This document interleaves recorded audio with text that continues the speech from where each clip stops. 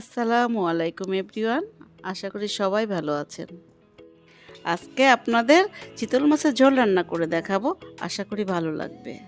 প্রথমে কড়াইতে অল্প করে তেল দিয়ে দেব। তেল গরম হয়ে গেলে তার মধ্যে 1 টেবিল চামচ পেঁয়াজ কুচি দিয়ে দেব।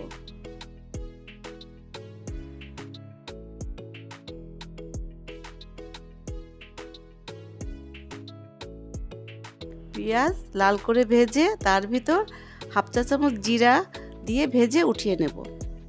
এই পর্যায়ে বলে রাখি, এই মশলাটাকে ভাজনা বা কোনো কোনো অঞ্চলে শাক বলে। এটাকে শিলপাটায় বেটে অথবা ব্লেন্ড করে রান্নার শেষ পর্যায়ে ব্যবহার করতে হয়। ওই তেলের ভিতর পরিমাণ মতো আরেকটু তেল দিয়ে 3 চামচ পেঁয়াজ বাটা দিয়ে দেব।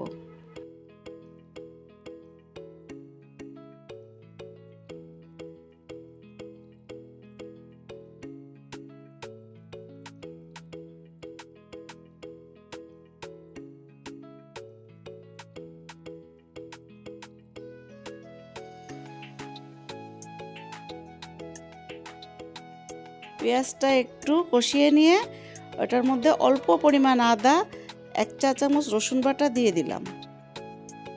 এরপর একে একে 1 চামচ মরিচের গুঁড়া, 1/2 চামচ হলুদ গুঁড়া, পরিমাণ মতো লবণ, 1 চামচ ভাজা জিরার গুঁড়া দিয়ে ভালো করে কষিয়ে নিতে হবে। মশলা যেন পুড়ে না যায় তার জন্য একটু পানি দিতে হবে। মশলাটি ভালো করে কষিয়ে নিতে হবে।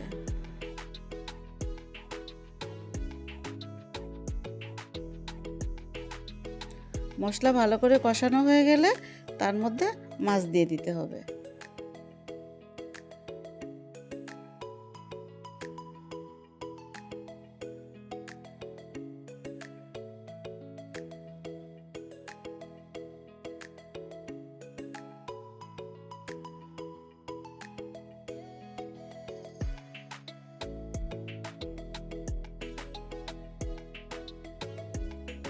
এবার ভালো করে কষিয়ে নিতে হবে।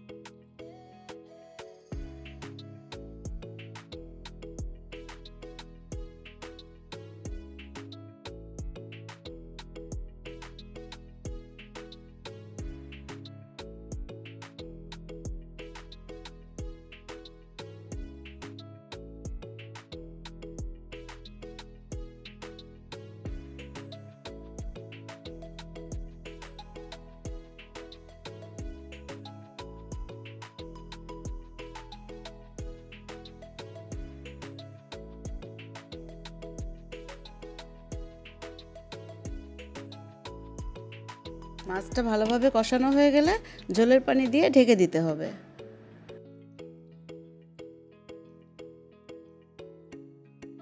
আপনারা আপনাদের প্রয়োজন মতো ঝোলের পানি দিয়ে দিবেন। রান্না যখন শেষ পর্যায়ে তখন আগে থেকে তৈরি করা ভাজনাটা দিয়ে দিলাম।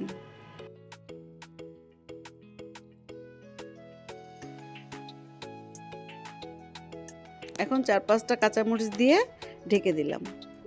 শেষে কাঁচামরিচটা ব্যবহার করার ফলে সুন্দর একটা ফ্লেভার যুক্ত হবে, কিন্তু অতিরিক্ত ঝাল হবে না।